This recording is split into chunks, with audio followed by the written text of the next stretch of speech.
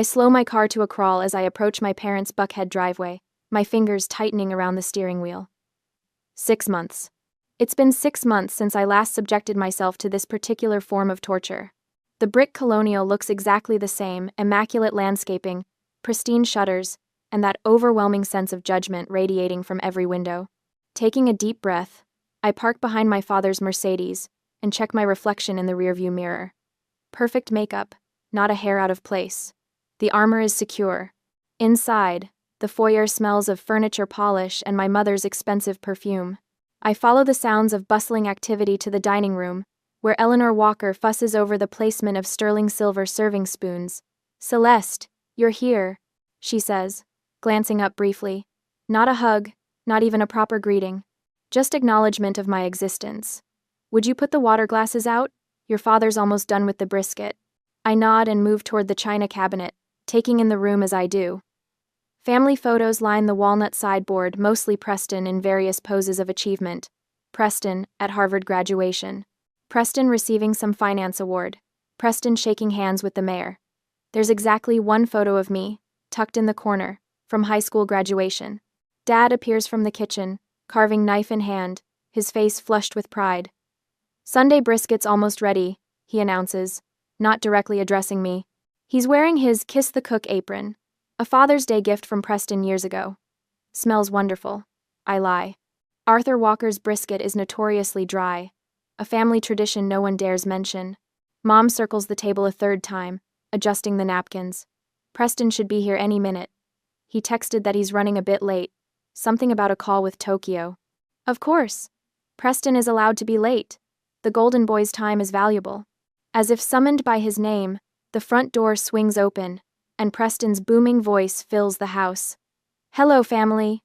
He strides into the dining room wearing a tailored navy suit that probably cost more than my first month's rent.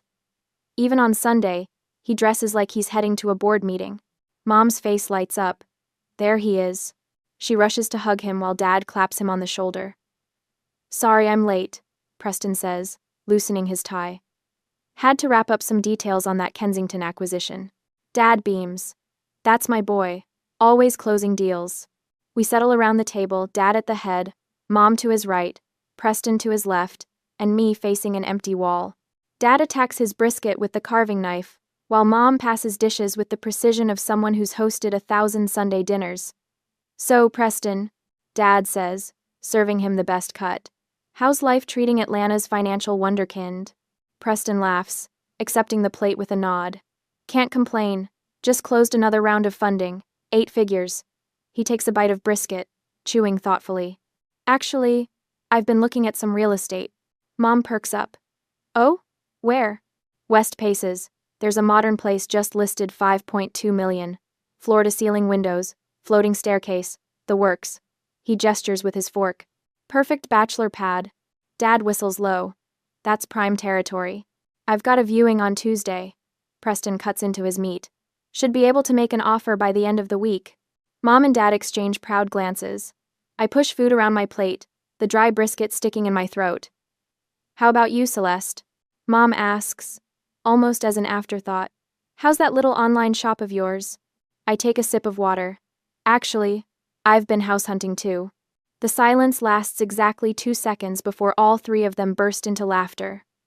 "Good one, sis," Preston says, wiping his mouth with a napkin. Dad's face shifts from amusement to concern. "Your little online store is cute, Celeste, but it's a hobby. Time for a real job."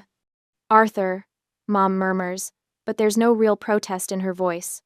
Preston leans back in his chair, the smug smirk I've known my entire life firmly in place. "Stick to your trinkets, sis. Leave the big moves to the adults." I say nothing, my face carefully blank. "In fact," Preston continues, reaching for his wine, "I'm looking at pouring capital into a new e-commerce player, Modern Hearth. That's the future. They're going to crush all the little hobby stores." The memory hits without warning me at 20, clutching a 5-page business plan I'd spent weeks perfecting, standing nervously in Dad's study. "What do you think?" I'd asked, hope ballooning in my chest. Dad had skimmed it for 30 seconds before patting my head. "Cute, sweetheart." Meanwhile, Preston just landed Goldman Sachs. That night, I'd made a silent vow, never to share my dreams with them again. What followed were years of cold garage nights at 2 a.m., packing boxes myself. The crushing blow of losing my $50,000 life savings to a supplier who disappeared overnight, working 3 separate jobs to rebuild while maintaining the fiction that my business was just a cute side project. Back in the present, Mom pushes a store-bought pecan pie toward me. "Have some dessert, dear. You're looking thin." I smile, the shield I built years ago firmly in place. The smile doesn't reach my eyes, but they never notice. They never do. If they only knew that the Perennial House cleared $35 million last year, that the trinkets, Preston Mocks, are featured in design magazines and celebrity homes, that my hobby employs 47 people who actually respect me. I should get going, I say, standing up. Work tomorrow. Preston snorts. Playing store. Meanwhile, we'll be talking real business. Mom follows me to the door, pressing a foil-wrapped package into my hands. Leftovers, since you probably don't cook much. 2. I accept them with the same practiced smile, say the expected pleasantries, and escape to my car. My hands tremble slightly on the steering wheel as I pull away from their house. For the first time in years, something inside me shifts, a clarity I haven't allowed myself before. Enough, I whisper to the empty car.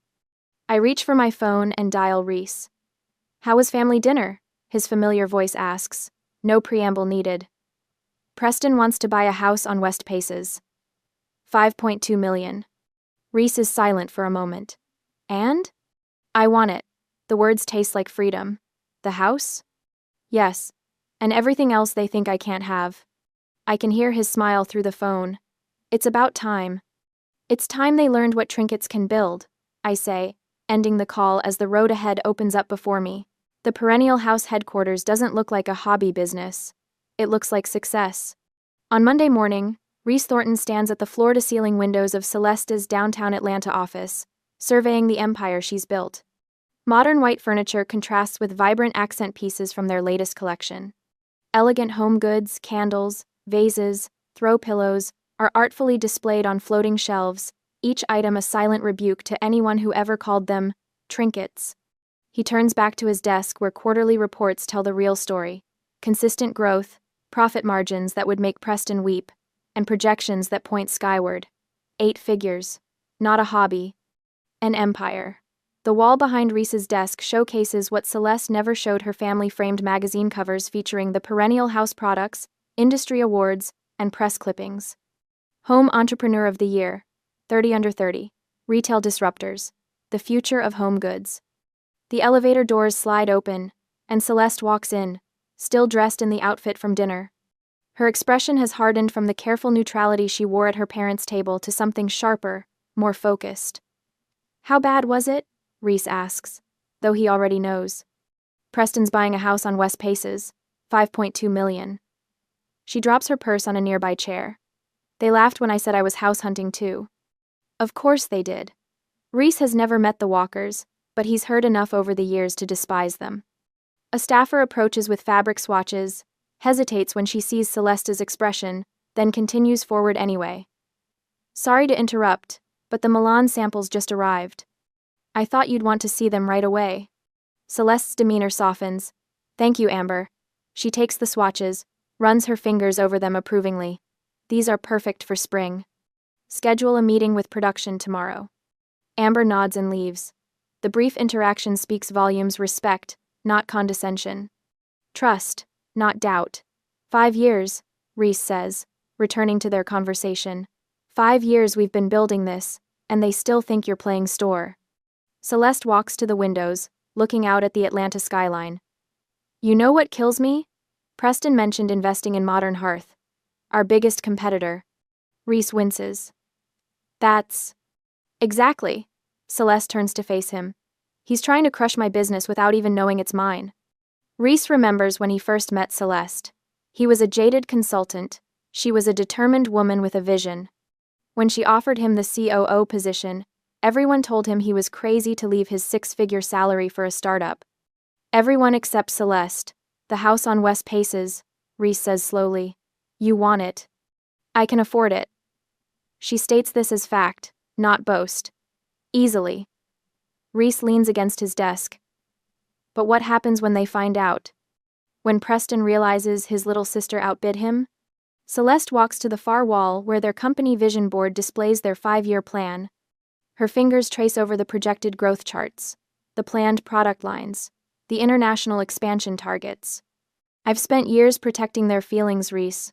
I'm done. Reese watches her, noticing the shift. This isn't the hurt daughter from dinner. This is the CEO who built an 8-figure business from nothing.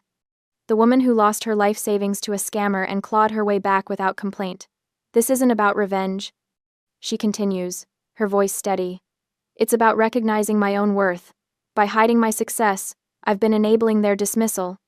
You don't owe them anything, Reese reminds her. No, but I owe myself this. She turns, clarity replacing confusion in her eyes. If Preston wants that house as a symbol of success, let him find another symbol. This one's mine. Reese nods, already reaching for his laptop. Let me pull up the listing. Hours later, they're still in the conference room. Coffee cups litter the table. Reese has his sleeves rolled up, tie loosened, as he scrolls through property details. Good news, he announces. It hasn't gone to contract yet, and the selling agent is Mary Holbrook we donated to her charity auction last year. I can get us a viewing tomorrow. Celeste studies the architectural renderings on screen, modern lines, walls of glass, floating staircase. Everything Preston described at dinner. The 5.2 million modern on West Paces, she says, each word deliberate. The one Preston wants. Buy it, all cash. Reese grins, the excitement of battle in his eyes. It's time, Celeste. Let's show them what trinkets can build. They spend another hour planning the details. The purchase will be through a LLC to keep her name off public records. The closing will be expedited. They'll submit paperwork before Preston can make his offer. For a moment, as Reese outlines the strategy, doubt flickers across Celeste's face. This will change everything with my family. Maybe that's overdue, Reese says gently. Celeste nods, the doubt replaced by determination. She signs the preliminary offer letter, officially putting her real worth on paper. Submit it first thing tomorrow, she instructs, standing to leave. Reese watches her go, pride mixing with concern. The Walkers have no idea what's coming, but neither, perhaps, does Celeste. A week later, the realtor's heels click against marble as she leads us through the empty mansion, her voice echoing in spaces that will soon be mine. Reese walks beside me, his whispered commentary making me smile despite the weight of what we're doing. All-cash offer was brilliant, he says, nodding appreciatively at the floating staircase that seems to defy gravity. They accepted within hours. Your brother never stood a chance. I run my fingertips along cool marble countertops in a kitchen that could host a small army. It wasn't even a competition. Preston waits for bank approvals and family connections. I just wrote a check. The morning light streams through floor-to-ceiling windows, illuminating everything Preston wanted but couldn't have. $5.2 million of modern architecture with views of the Atlanta skyline that take my breath away. Not that I'd ever admit it aloud. The sellers were practically giddy. Reese continues, testing the premium appliances with the curiosity of a child. Said they'd never seen an offer come together so fast. No contingencies, no inspection period. I moved toward the enormous windows. The city sprawled before me like something I could reach out and touch. Did they mention other offers? Just one. Reese grins. Some finance guy who needed to secure funding. Preston's face flashes in my mind how he'll look when he discovers someone bought his dream house right from under him. The thought warms me more than it should. We ascend the floating staircase, each step feeling like a victory. The master bedroom spans the entire east wing, with windows on 3 sides and a bathroom bigger than my first apartment. This is where you'll sleep, Reese says, his voice softer now. Your kingdom. I stand in the center of the empty room, allowing myself to imagine for the first time. My furniture here, my art on these walls. My life, visible and undeniable. You know what would be poetic? Reese leans against the doorframe, eyes gleaming with mischief. A housewarming party. A party? I turn toward him, the idea taking root. Not just any party. The reveal party. He gestures expansively. Invite everyone who matters in Atlanta, including your family. Let them walk through these halls admiring everything before they discover who actually owns it. I picture Eleanor touching the expensive fixtures, Arthur commenting on the craftsmanship, Preston calculating square footage and property values, all without knowing. The perfect ambush. That's deliciously evil, I say, a smile spreading across my face. I love it. The next 3 weeks pass in a blur of activity. Interior designers swarm through the house like efficient ants, transforming empty spaces into something uniquely mine. I oversee every decision: the exact shade of gray for the living room walls, the specific texture of rugs beneath bare feet, lighting fixtures that cast the perfect glow. These pieces from your spring collection should be featured prominently, I tell the lead designer, pointing to items from the perennial house that have graced magazine covers. I want them everywhere. She nods, making notes. They'll be conversation pieces, for sure. Between design consultations, I make an obligatory appearance at my parents' house for coffee. Eleanor has been calling more frequently, worried about my absence from family gatherings. As I slip through the kitchen toward the powder room, I overhear Preston's agitated voice from Arthur's study. Some anonymous buyer with cash swooped in and took it. His frustration vibrates through the closed door. The West Pace's house. My house. Gone before I could even get the bank paperwork started. You'll find something better, dear. Eleanor soothes, her perpetual role as Preston's emotional bandage fully engaged. I've had my eye on that property for months, he continues, voice rising. It was perfect. Arthur's deeper tone interjects with typical fatherly authority.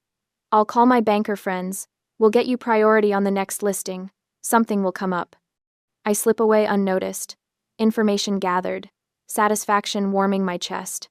They have no idea what's coming. The invitations go out a week later, heavy cream cardstock in minimalist envelopes.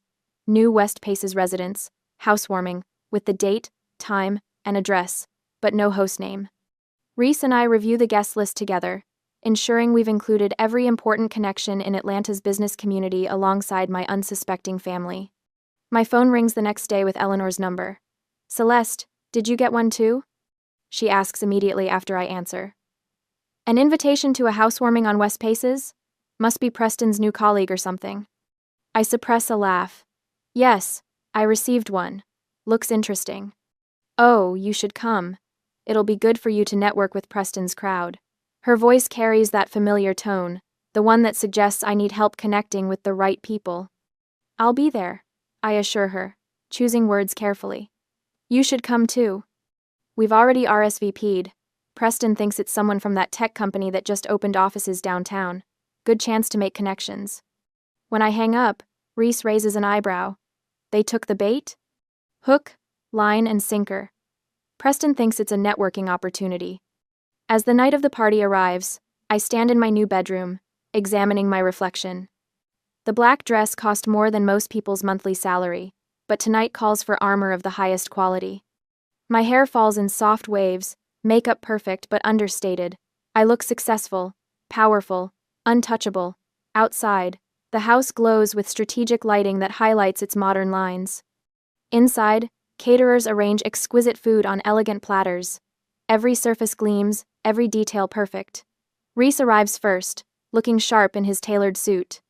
He whistles low as he takes in the completed transformation. It's magnificent, he says, accepting a glass of champagne from a passing server. Better than you described.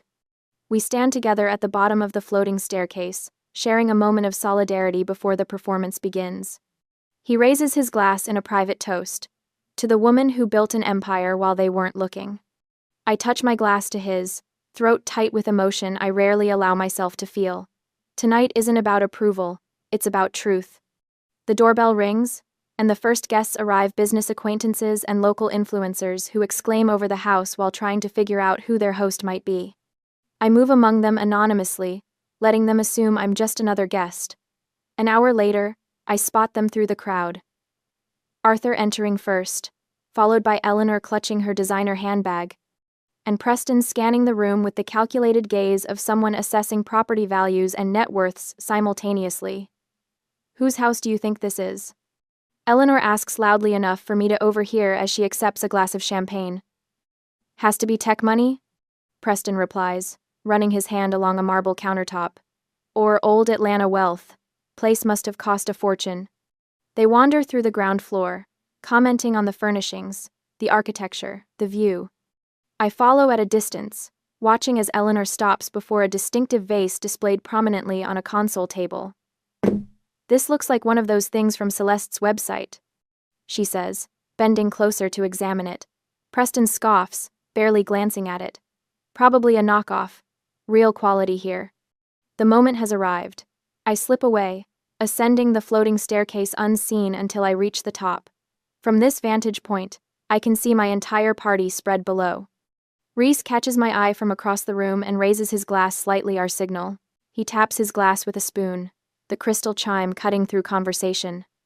"Ladies and gentlemen," he calls out, "I believe our host would like to say a few words." All eyes turn upward, finding me at the top of the staircase. The room falls silent as I stand above them, powerful in my elevation. I spot my family immediately. Arthur's confusion, Eleanor's surprise, Preston's narrowed eyes as he tries to understand why I'm speaking. "Welcome, everyone." I begin, my voice steady and clear. My family, in particular, was always worried about my future. They thought my hobby couldn't possibly pay the bills. So I'm glad they're here to see what that hobby bought. Welcome to my house. Absolute silence follows. In the hush, I hear the distinct sound of Preston's phone clattering to the marble floor. Arthur's face drains of color, while Eleanor's mouth opens and closes without producing sound. Around them, other guests murmur in admiration, raising glasses in my direction. Across the room, Reese beams with undisguised pride.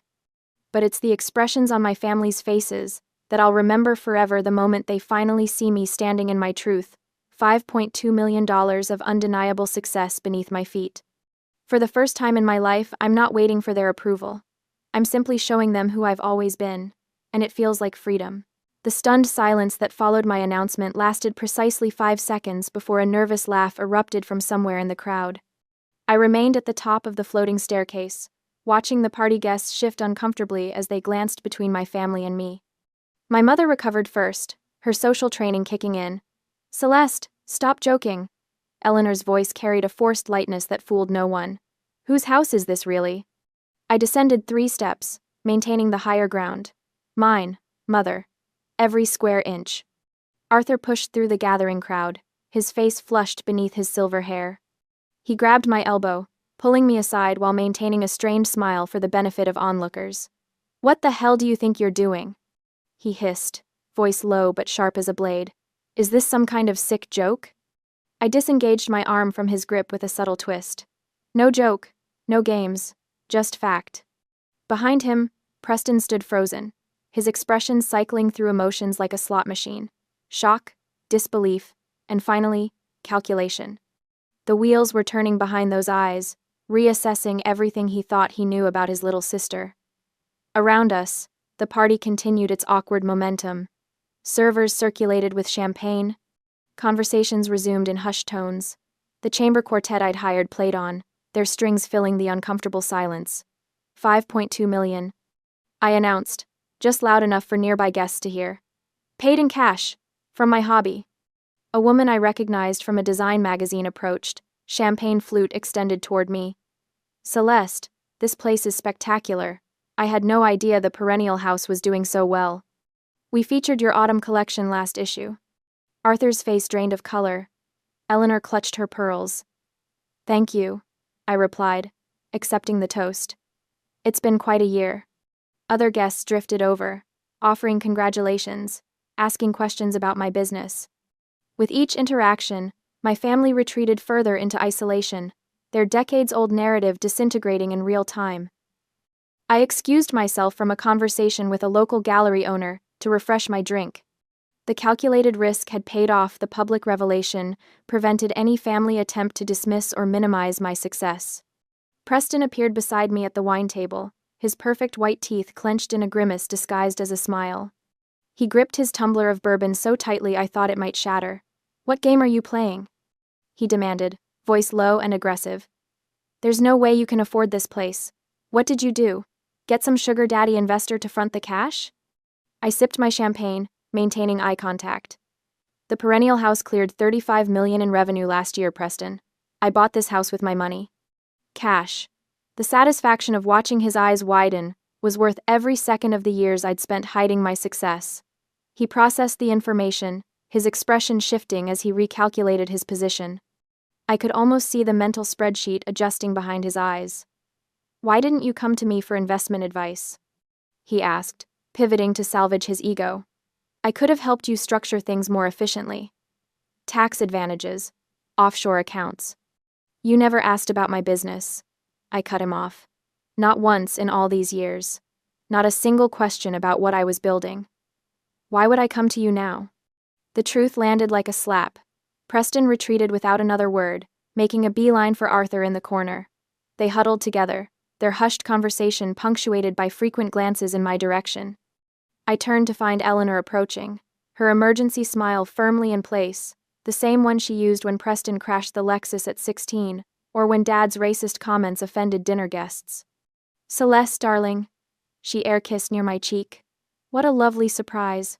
We always knew you were smart with money." The revisionist history had begun already. I sipped my champagne without responding. Arthur joined us, sliding an arm around Eleanor's waist. "Quite the surprising success," he said, emphasizing surprising, as if my achievement were some cosmic accident. "Tell us about your revenue model. How did you scale so quickly without institutional investors?" 8 years too late, they wanted answers. 8 years too late, they were interested in my business. "It's a long story," I replied, offering nothing. "We should have a family business dinner soon," Eleanor suggested, her voice honeyed with newfound respect. "To discuss opportunities. Your father has excellent contacts who might be interested in what you're doing." "Perhaps," I said, non-committal.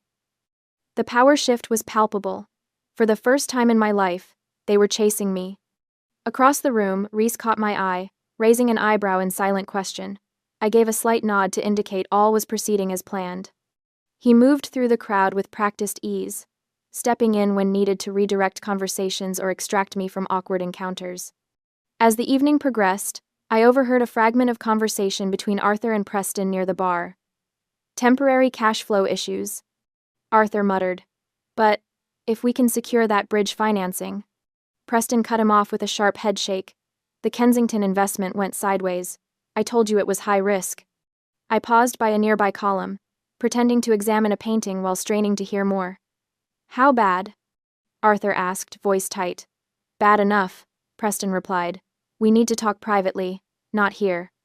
I moved away before they noticed me, processing this new information. The golden boy wasn't so golden after all. For years, I'd assumed Preston's swagger was backed by genuine success.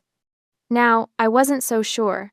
Rather than confront them immediately, I decided to observe. This unexpected vulnerability changed the equation.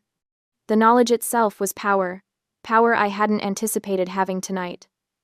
Later, as guests mingled around the custom marble island in the kitchen, I overheard 2 financial analysts discussing Preston's firm.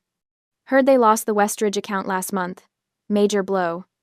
Not surprised. Their last 3 investments underperformed significantly. I filed the information away, maintaining my hostess' smile while circulating through the room. When Reese approached with a fresh glass of champagne, his expression told me he'd heard similar whispers.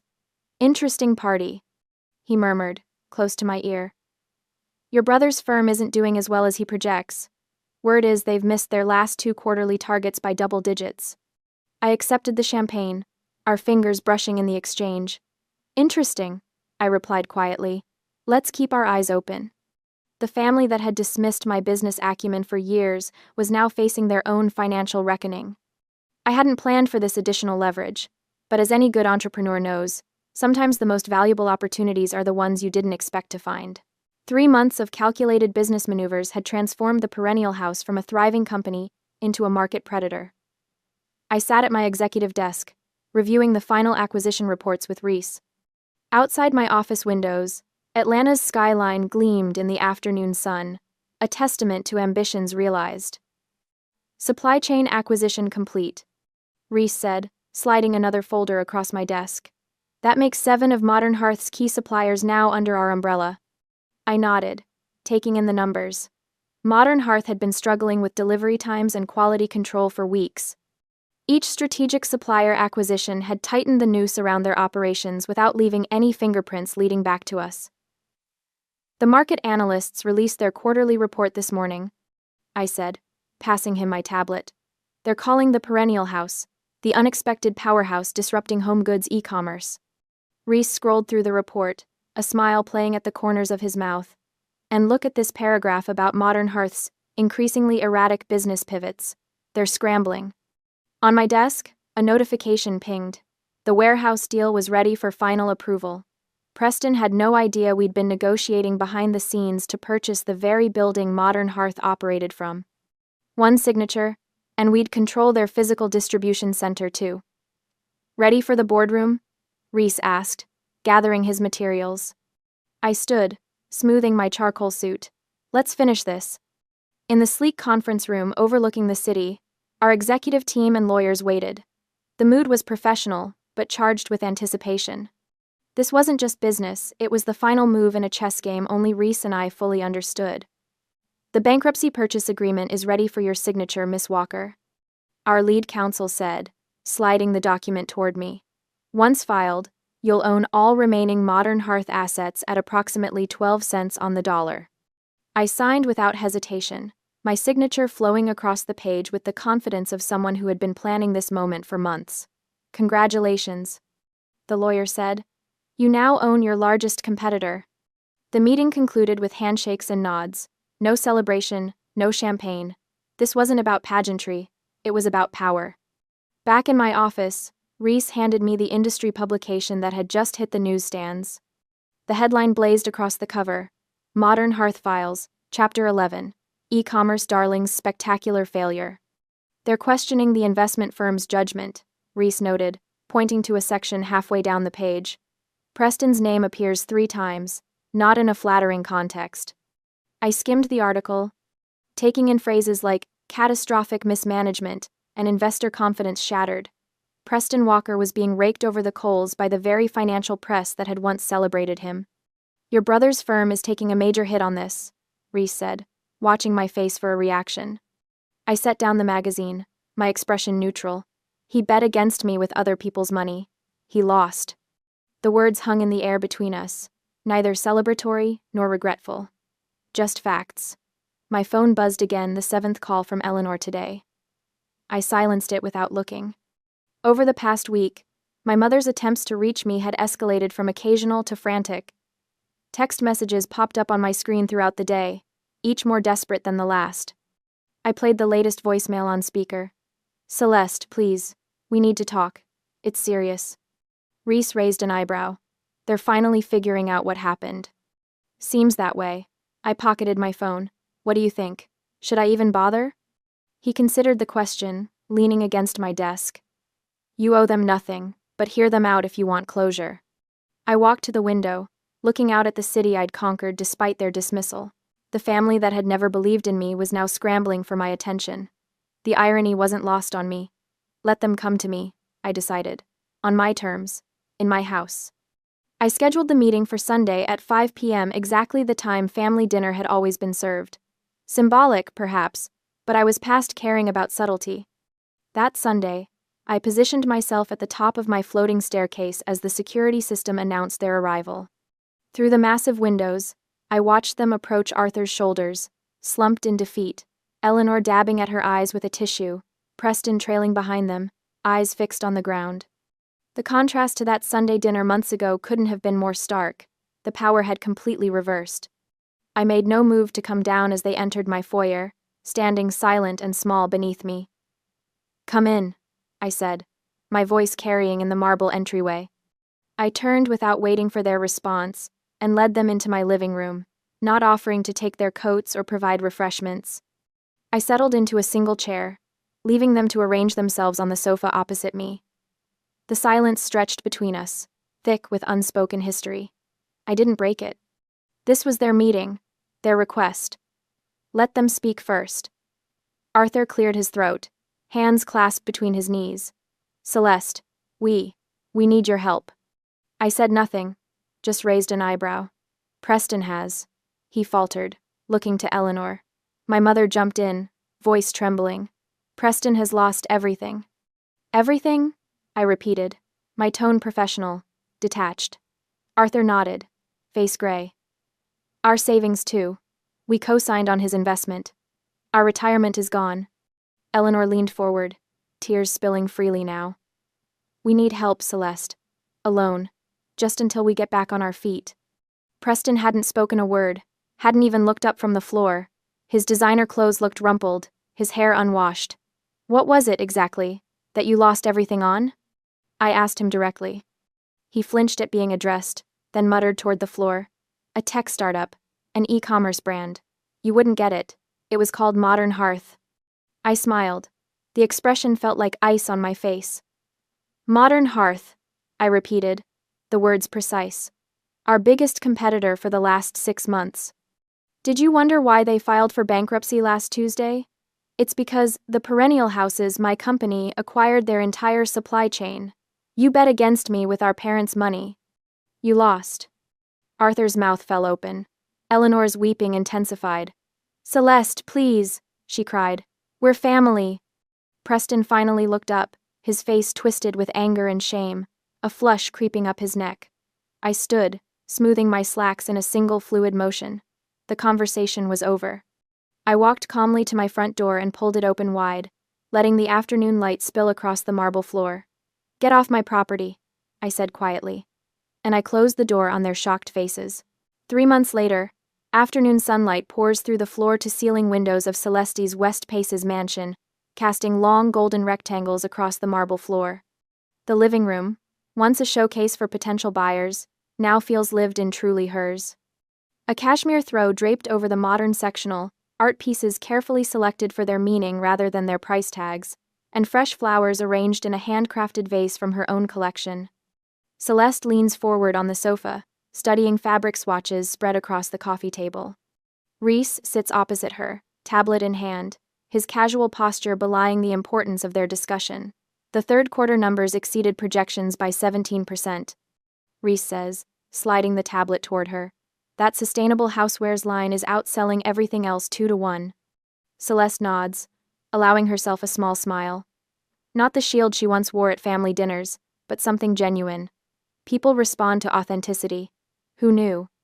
She picks up a luxurious cream-colored fabric sample, running her thumb across its texture. The room feels different than it did during those first weeks after the confrontation. No lingering tension, no sense of victory needed. Just peace.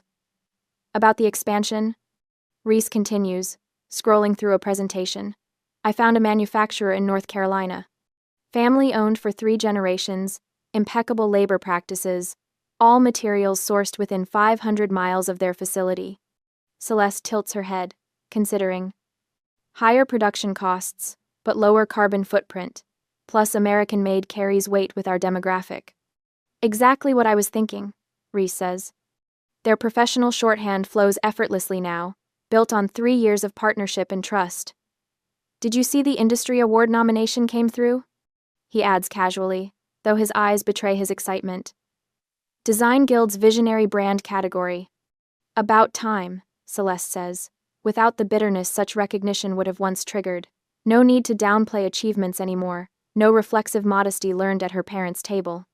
Her phone buzzes against the marble, screen illuminating with a name. Eleanor Walker. The room seems to hold its breath. Reese watches carefully, his expression neutral but alert. Celeste glances at the phone, a brief memory flashing her family's shocked faces as the front door closed, Arthur's stunned disbelief, Eleanor's tears. For a moment, her finger hovers over the screen. 3 months ago, this call would have sent adrenaline rushing through her system. 6 months ago, she might have answered immediately, desperate for any crumb of approval. Without ceremony, she silences the call and turns the phone face down. Let's use the better fabric for this one, she says, returning to the cream-colored swatch as if the interruption never happened. Reese nods, the gesture containing volumes of understanding and approval. No discussion needed. No justification required. They move through the afternoon, conversation flowing naturally to future plans, a potential pop-up store in Chicago, collaborations with emerging artists, the winter collection's color palette.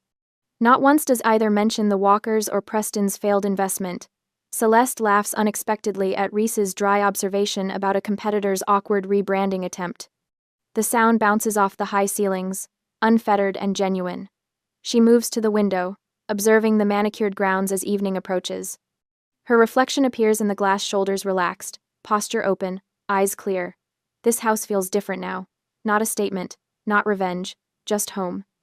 As dusk settles, warm light blooms throughout the rooms, casting a golden glow on the modern angles and clean lines. Celeste and Reese walk their senior designer to the front door after finalizing the spring collection details. "Dinner at 8?" the designer asks. "Marcus is bringing that chef he's been dating. Says we need an unbiased opinion on his risotto." "Wouldn't miss it," Celeste replies, the casual certainty of plans with friends, her chosen family feeling more natural than any Sunday dinner ever had. Back inside, she notices her phone on the coffee table, screen lit with notifications of 3 missed calls. Without checking them, she sets the device face down and walks toward the kitchen. She had waited her entire life to say those words. Now she discovered something unexpected. Freedom tastes better than revenge.